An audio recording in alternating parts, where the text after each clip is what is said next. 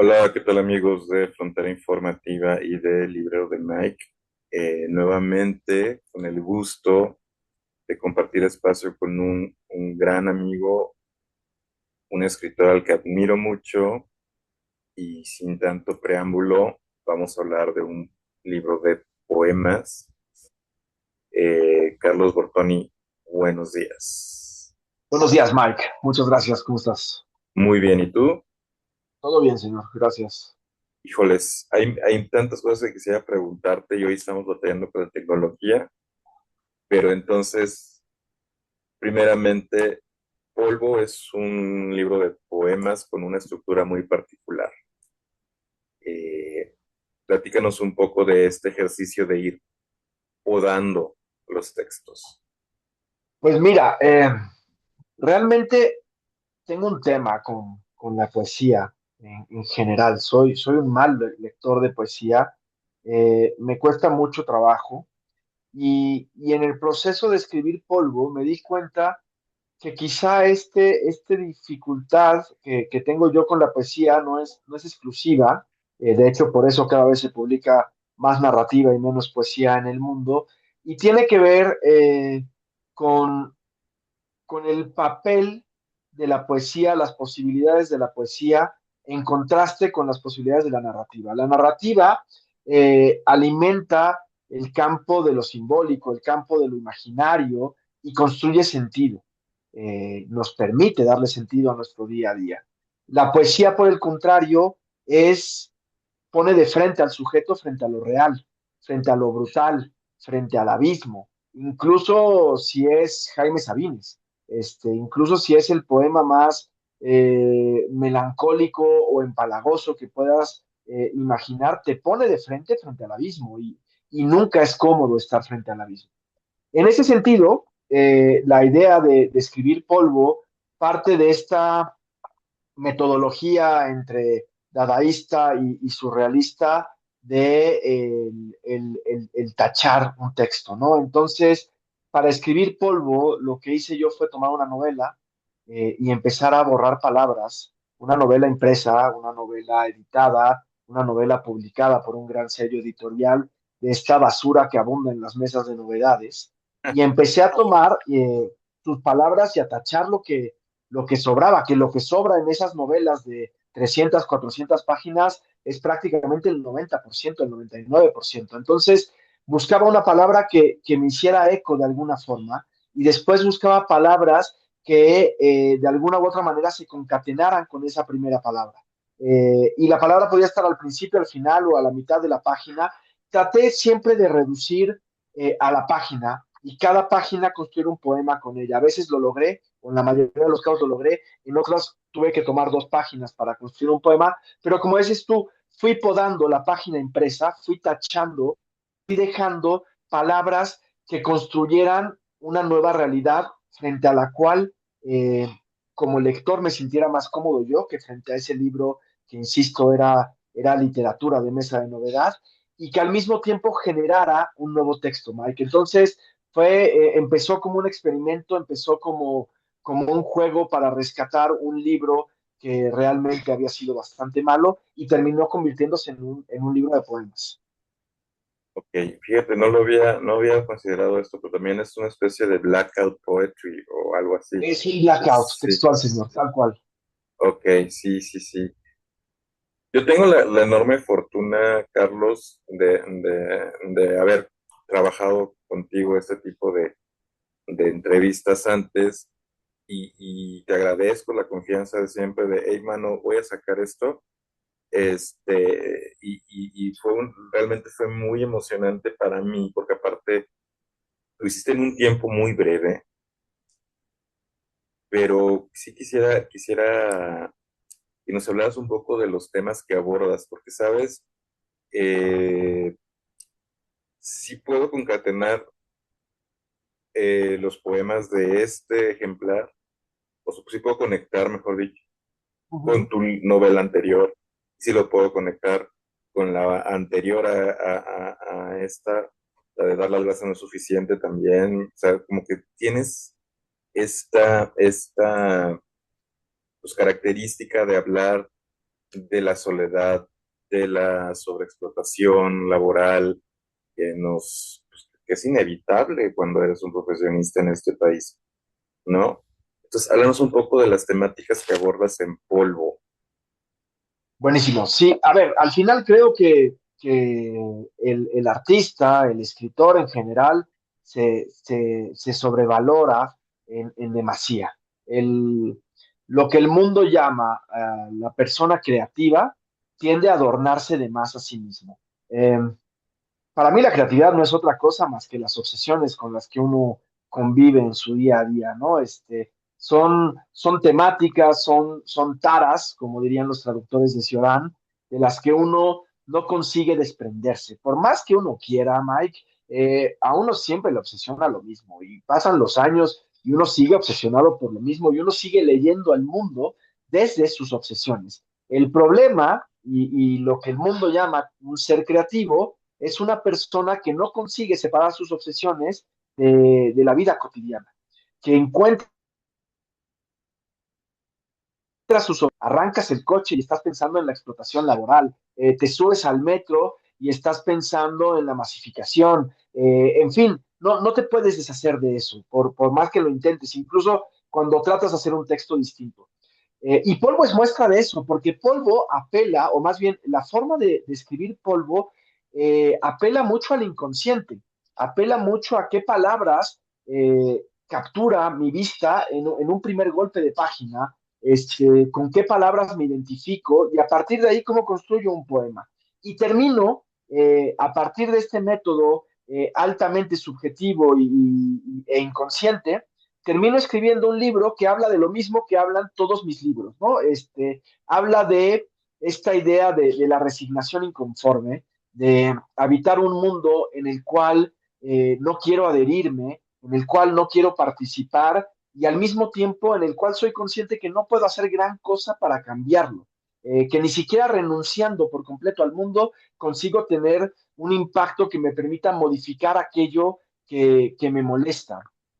Polvo habla de este daño estructural en el que vivimos y el que llamamos nueva normalidad, que no es otra cosa más que habitar el desastre, habitar la catástrofe y decir que esta es nuestra nueva normalidad y que tenemos que acostumbrarnos a vivir agotados, a vivir con ansiedad, a vivir en deuda perpetua, deprimidos, a vivir entre escombros, ¿no? De eso habla Polvo. Evidentemente, polvo habla y puede parecer burdo, pero habla del polvo, habla de lo que queda, habla de los residuos, habla de esta, es una crítica a esta idea de progreso que lo único que deja es devastación por donde lo veamos y como lo veamos, ¿no? Esta idea de la superación personal, esta idea de la realización personal, esta idea del crecimiento infinito que nos propone el capitalismo, donde las economías teóricamente crecen, crecen y nunca dejan de crecer,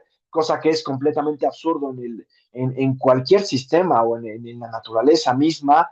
Y lo único que va dejando es destrucción, devastación, residuos, fragmentos con los que los sujetos tenemos que de alguna u otra forma terminamos relacionándonos, ¿no?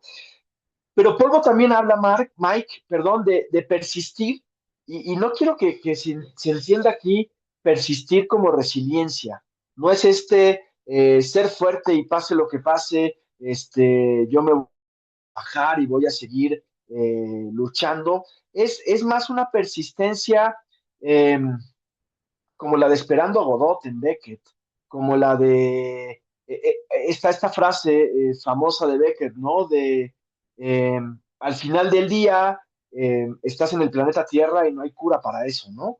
Es la persistencia de Bukowski en la oficina postal, es la persistencia de todos, como lo decías tú, de cualquier profesionista, de cualquier obrero, que al final del día todos somos obreros, que despertamos todos los días, regresamos a la cama agotados en la noche para volver a despertar al día siguiente y volvernos a agotar trabajando en algo que resulta absurdo. Es la persistencia de Sísifo empujando la piedra, ¿no? O sea, eso es lo que hacemos todo el día y de eso habla Polvo. Pero al mismo tiempo, Mike, que esos son los temas que están en los textos, hay una subtrama, hay una currícula oculta en polvo que disputa el lenguaje del orden. Disputa, como te decía al principio, la narrativa, que además, si la narrativa ya lleva muchos años en crisis, creo que ahora con este uso que le da el marketing y el mercadeo a la narrativa para crear sentidos, entra todavía mucho más en crisis, ¿no? Entonces, polvo lo que dice es recuperemos esos fragmentos, recuperemos esos cuerpos desgastados, recuperemos esas existencias rotas y no busquemos justificarlas, porque no hay forma de justificarlas. No busquemos darle sentido, un poco como los Talking Heads, ¿no? Cuando decían stop making sense. No busca darle sentido, no busca explicar lo que estamos viviendo. Simplemente busca decir, sí, esto está del carajo, pero aquí es donde estamos parados, aquí es donde seguimos parados, y mientras sigamos parados, pues un poco como decía Camus, ¿no? O sea, seamos sísifos felices de empujar la piedra, y por lo menos divirtámonos cuando llegamos a la cima y tiramos la piedra para que regrese al principio y la vemos rodar cuesta abajo. Sabemos que va a estar fatal volver a subir la piedra, pero ver caer la piedra es algo que se puede disfrutar en cierto sentido absurdo, por supuesto, ¿no, Mike? Carlos, se me viene una pregunta a la mente ahorita que mencionabas lo de la mercadotecnia y esto. ¿Qué tanto relacionas a polvo con una sociedad altamente consumista, con una sociedad que desecha todo, todo es desechable y todo es para ahorita? ¿Cómo relacionas a polvo como consecuencia de este fenómeno del Completamente. consumismo y la inmediatez?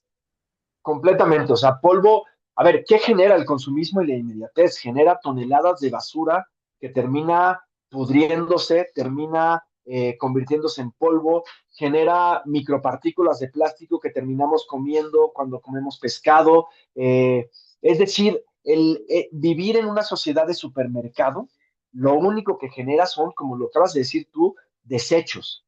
El hiperconsumismo lo único que genera es polvo.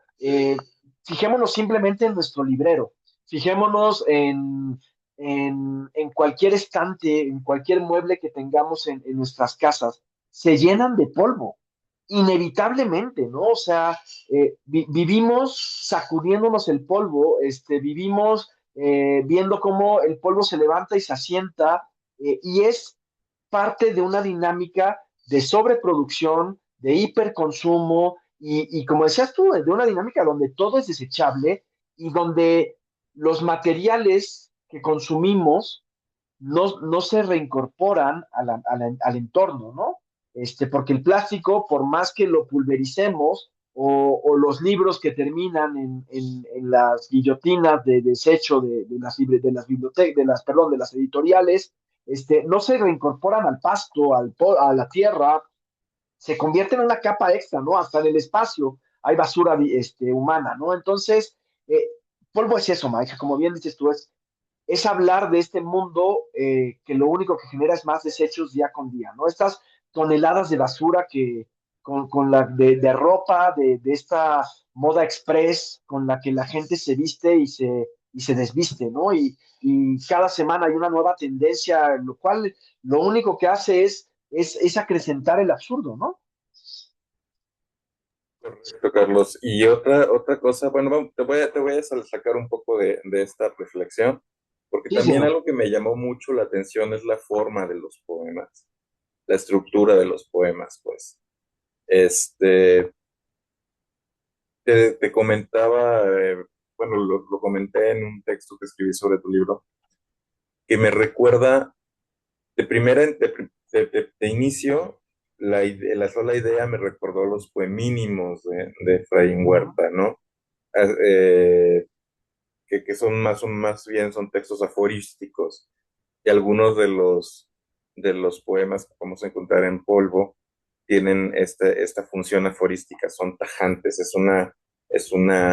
pues sí, es una sentencia básicamente, Ujú. ¿no? Otros tiene características propias del haiku, donde se relacionan elementos de la naturaleza con la condición humana en un texto muy, muy pequeño y igual, o sea, si no, si bien digo, lo único que le faltó para hacer haiku es el conteo de sílabas, pero tiene los elementos del haiku y aparte es breve también, ¿no? Y otros que pues, son, realmente funcionan como poemas y que únicamente haciendo otro juego con las palabras, si tú acomodas las estrofas, quedaría un poema bastante convencional. Convencional en el sentido de que pues, es lo que vemos en una editorial, en otra, un autor y otro. O sea, entonces, dime qué tan importante para ti fue esta estructura que le diste, que aparte cuando lo ves en la hoja, estás viendo una línea. Ajá. Era fundamental. O sea, la idea sí era que, como dijiste tú, que cada palabra fuera más un golpe que buscar belleza. O ahora que te lo digo, era buscar la belleza a partir del golpe, buscar la belleza en lo destruido. Eh, sí quería jugar con esta idea donde el fragmento resulta hermoso porque está roto, porque ya no hay forma de encajarlo, porque hay elementos que cuando se rompió lo que sea de lo que estamos hablando, el edificio, la taza, lo que sea que está destruido, no consigues embonar todas las partes porque hay partículas que desaparecieron al momento de romperse, de quebrarse. Y quería que los poemas fueran de esa misma manera, Mike. Quería que fueran eh, estos estos pedazos que te dan una idea de un todo, pero no te permiten recrear el todo al 100%, ¿no?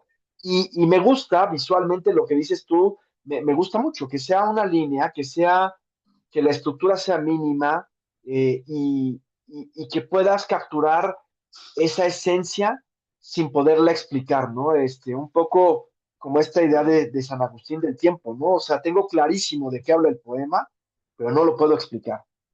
Cuando me preguntan qué es el tiempo, lo tengo perfectamente claro, pero si tengo que explicarte qué es el tiempo, resulta imposible hacerlo. Era más o menos ese mismo juego, ¿sí? Ok, Carlos, yo contigo me puedo pasar horas platicando y nos debemos un cafecito.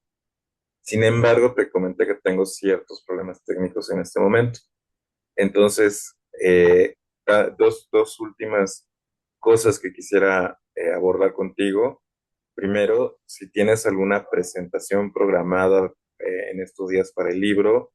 Segundo, redes sociales, porque el libro tiene su Instagram, por ejemplo, donde podemos seguirle la pista, donde podemos ver anuncios de qué actividades hay alrededor de Polvo y también dónde podemos adquirirlo, porque pues al final del día también nos interesa eso. Buenísimo, señor. Empiezo por la última pregunta. El libro se puede adquirir en la página editorial, que es Casa Editorial Abismos, es la editorial. En su sitio web tienen una tienda en línea y se puede adquirir en Amazon también. Está como Polvo Carlos Bottoni en Amazon, ahí aparece el libro. Eh, Sobre redes sociales, soy muy malo yo con las redes sociales. Afortunadamente, como bien dices, la editorial tiene sus propias redes sociales, Instagram, Facebook, Twitter, Casa Editorial Abismos. También nos está ayudando Casa de las Palabras, que es una agencia para comunicar temas de novedades literarias. También ahí tienen sus sitios en Instagram, en Facebook. Este, y bueno, ahí pueden seguirle la pista al libro. Este, no tenemos programada una presentación como tal próximamente. Por supuesto, te lo comunicaré para que lo puedas comunicar tú en cuanto haya. Lo que estoy buscando es más platicar con las librerías donde empiece a estar el libro, que ahorita no me acuerdo bien. Sé que está en dos librerías ya, son librerías pequeñas, lo cual es congruente con la naturaleza misma del libro. Sé que está en la Pessoa en Querétaro, por ejemplo. Se me escapa también una librería en Ciudad de México en la que ya está, pero lo que quiero hacer es platicar con ellos para hacer pequeñas presentaciones en las librerías, ¿no? Entonces, eh, esa sería, esa sería la idea, ese es el objetivo. En cuanto empecemos a tener fechas, haríamos esto, señor. Avisarles a ustedes, etcétera, ¿no? Y fíjate que estaría muy padre estas actividades in situ, porque eres un gran conversador. Muchísimas Entonces, gracias, Mike. Carlos, te agradezco el tiempo. Yo voy contrarreloj por cuestiones que te comentaba, pero en ¿Sí? verdad siempre agradecido de que me permitas leerte y me permitas compartir lo que lees a través de los medios que tengo al alcance. No, gracias a ti, señor, y siempre es un gusto platicar contigo. Estamos en contacto, te mando un abrazo. Excelente, abrazo fuerte. Cuídate. Bye.